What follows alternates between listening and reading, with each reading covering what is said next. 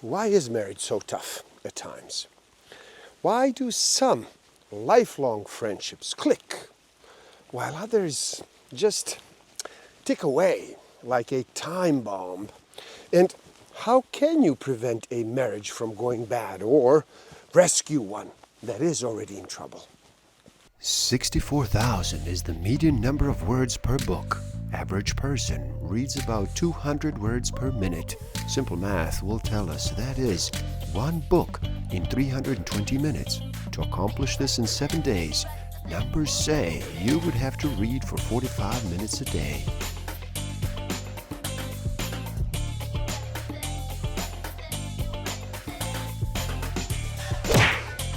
Don't forget to subscribe. Hit that notification button, like, comment, and share. Enjoy. Welcome to Season 9 of the Book of the Week series. My name is Igor. For years, I've walked and I've listened. And this series is the record of that discipline, not just sharing books, but sharing a method to cut through the noise. Today we listen to the 7 principles for making marriage work by John Gottman Ph.D. So for the next few minutes, let this be an invitation to slow down, to reduce the noise, to make a choice to listen. This is a book that is straightforward yet profound. These principles teach partners new approaches for resolving conflicts, creating new common ground, and achieving greater level of intimacy. Stick around till the end. This season, I'm not just sharing a tool. I'm sharing the foundational layer. I'll show you how to identify the single most important frequency in all the noise of your life, the innate human need that is secretly driving your decisions, your behavior, and your sense of overwhelm or fulfillment. It is the first critical step on what I call the listener's path. But first, let's listen to the past. Let's listen to 7 principles for making marriage work. What can make a marriage work is surprisingly simple. Happily married couples aren't smarter, richer, or more psychologically astute than others. But in their day-to-day lives, they have hit upon a dynamic that keeps their negative thoughts and negative feelings about each other, which all couples have, from overwhelming their positive ones.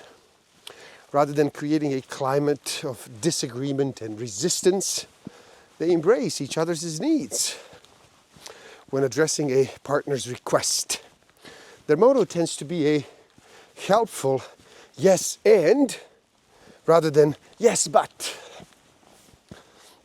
At the heart of 7 Principles approach is the simple truth that happy marriages are based on a deep friendship. And by this I mean a mutual respect and enjoyment of each other's company. These couples tend to know each other intimately. They are well versed in each other's likes, dislikes, personalities, quirks, hopes and dreams. They have an abiding regard for each other. And they express this fondness, not just in the big ways, but through small gestures, day in and day out. Friendship fuels the flames of romance because it offers the best protection against feeling adversarial towards your spouse. In the strongest marriages, husband and wife share a deep sense of meaning. They don't just get along, they also support each other's hopes and aspirations and build a sense of purpose into their lives together. There are deeper hidden issues that actually fuel these superficial conflicts. They make them far more intense and hurtful than they would otherwise be. When a discussion leads off this way, with criticism and or sarcasm, which is a form of contempt, it has begun with a harsh startup. Now, the research shows that if your discussion begins with a harsh startup, it will inevitably end on a negative note, even if there are a lot of attempts to make nice in between. Statistics tell the story. 96% of the time you can actually predict the outcome of a conversation based on the first 3 of the 15-minute interaction. A harsh startup simply dooms you to failure. So if you begin a discussion this way, you might as well pull the plug, take a breather, start over later. So the 4 horsemen of the apocalypse, usually these 4 horsemen clip-clop into the heart of the marriage in the following order. Number 1, criticism. Number 2, contempt. Number 3, defensiveness. And number 4, stonewalling. It is virtually impossible to resolve a problem when your partner is getting a message you are disgusted with him or her. Inevitably, contempt leads to more conflict rather than reconciliation. And the contempt is fueled by long simmering negative thoughts. You're more likely to have such thoughts if your differences are not resolved. Defensiveness, in all its guises, just simply escalates the conflict, which is why it's so deadly. Criticism, contempt, and defensiveness. They don't always gallop in the strict order. They function more like a relay match, handing the baton off to each other over and over again if the couple cannot put a stop to it. Stonewalling in marriages, where discussions begin with a harsh startup, where criticism and contempt lead to defensiveness and vice versa. Eventually one partner just tunes out. This trumpets the arrival of the 4th horseman, stonewalling, usually arrives later in the course of marriage than the other 3 horsemen. Did you know that it's a biological fact that men are easily more overwhelmed by the marital conflict than there are their wives? See, frequently feeling flooded lead almost inevitably to emotional distancing, which in turn leads to feeling lonely. And without help, the couple will end up divorced or live in a dead marriage in which they maintain separate parallel lives just in the same home. In unhappy marriages, the feedback loop develops between these 4 horsemen and the failure of repair attempts. The more contemptuous and defensive the couple are with each other, the more flooding occurs. And the harder it is to hear and respond to a repair. When a marriage gets to the point when a couple has rewritten their history, when their minds and their bodies make it virtually impossible to communicate and to repair the current problems, their relationship is almost bound to fail without the right help. The partners found themselves constantly on red alert. But it's not over until it's over. So principle number 1, enhance your love maps. Know each other's life's goals, worries, hopes. Without such a love map, you can't really know your spouse. In knowledge there is strength. The more you know and the more you understand about each other, the easier it is to keep connected as life swirls around you. Swirls around you. Principle number 2, nurture your fondness and your admiration. If a couple still have a functioning fondness and an admiration system, their marriage is salvageable. Fondness and admiration are 2 of the most crucial elements in a rewarding and in a long-lasting romance. Although happily married couples may feel driven to distraction at times by their partner's personality's flaws, they still feel that the person they married is worthy of honor and of respect. Principle number 3, turn towards each other instead of away.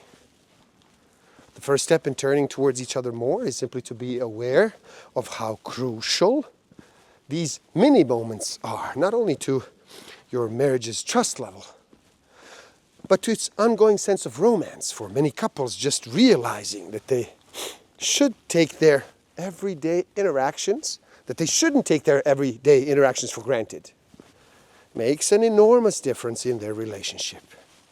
So remind yourself that being helpful to each other will do far more for the strength and the passion of the marriage than a 2-week Bahamas getaway. Couples often ignore each other's emotional needs out of mindlessness, not malice. When you do honor and respect each other, you're usually able to appreciate each other's point of view, even if you don't agree with it. When there is an imbalance of power, there's almost inevitably a great deal of marital distress. Principle number 4. Let your partner influence you. Accepting influence doesn't mean never expressing negative emotions towards your partner. Marriages can survive plenty of flashes of anger, of complaints, even criticism, trying to suppress negative feelings in your spouse's presence actually wouldn't be good for your marriage or for your own blood pressure. The problem comes when even mild dissatisfactions on the wife's part is met by a barrage from a husband that, instead of toning down or at the most matching her degree of negativity, yelling back, complaining, etc., goes beyond it. Because the 7 principles are interrelated, you will find it easier to accept influence as you master the other tenets of this program. Likewise, the more skilled you become at accepting influence, the easier it will be to adhere to the other principles. A willingness to share power and to respect the other person's view is a prerequisite for compromise. The ability to accept influence is actually a cornerstone of success, no matter which type of conflict you are actually facing. Negative emotions are important. No one is right. Acceptance is crucial, and so focus on fondness and admiration. For a marriage to go forward happily, you need to pardon each other. You need to give up on past resentments. Now, this can be hard to do, but it is well worth it. When you do forgive your spouse, you both benefit. Bitterness is actually a heavy burden. Principle number 5. Solve your solvable problems. The 5th principle entails the following steps. Number 1, soften your startup. Number 2, learn to make and to receive repair attempts. Number 3, soothe yourself and soothe each other. Number 4, compromise. Number 5, process any grievances so that they do not linger. Your future together can be bright, even if your disagreements tend to be very negative. The secret is learning the right kind of damage control. Now, the goal of sex in a long-term relationship is to have fun, is to heighten closeness, to feel valued and feel accepted in this very tender area of your marriage. So be gentle and be positive. Be patient with each other. Do not take it personally. Compromise. Whatever a couple's ritual for initiating sex, it is imperative that there be no negative consequences if the partner says no. Now, that can be easier said than done. Often, when usually the wife says, "Not tonight," again, the husband responds with hurt, with frustration, with anger. His reaction is understandable. But it is also likely to reduce how often his wife actually says yes. So principle number 6.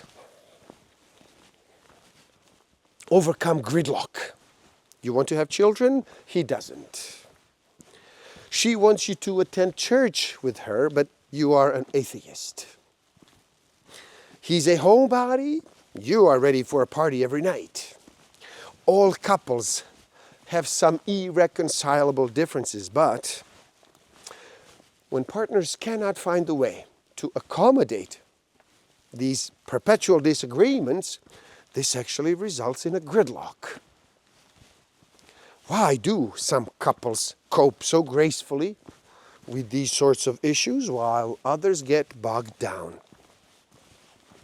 The difference is that the happy couples are aware of each other's dreams and consider helping each other realize them to be one of the goals of the marriage itself. Acknowledging and respecting each other's deepest, most personal hopes and dreams is actually the key to saving, to enriching your marriage. And finally, principle number 7. Create shared meaning. There are 4 pillars of this shared meaning creation. Pillar number 1, rituals of creation. Pillar number 2, support for each other's roles. Pillar number 3, shared goals. Pillar number 4, shared values and symbols. See, no book or a therapist can solve all of your marital problems, but learning these 7 principles really can change the course of your relationship, even making just a small and gentle shift in the trajectory of your marriage can have a dramatic positive effect over time. Now, the catch, of course, is that you have to build on the change and then also keep it going. Improving your marriage is a kind of a journey, and like all voyages, it begins by suspending disbelief, taking one small step, and then seeing where you are, and then taking the next step. And there you have it. The 7 principles for making marriage work. Now, if this moment of focused listening brought you any value, any clarity, or simply some peace, I do ask you to do 3 things that cost you nothing, but help this signal reach others. Number 1, like the video so the algorithm shares it with more seekers. Number 2, share it with one person who needs to hear this exact message.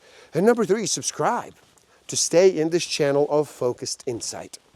The link to this book is in the description below. Buy it, read, never stop learning, especially about yourself, because the greatest history, the greatest secret destiny is your own. And your first step on this path, gift yourself 10 minutes of self-listening. Take that free definitive human needs test on my website, and it will reveal the core need driving your life's narrative. This revelation is your first layer.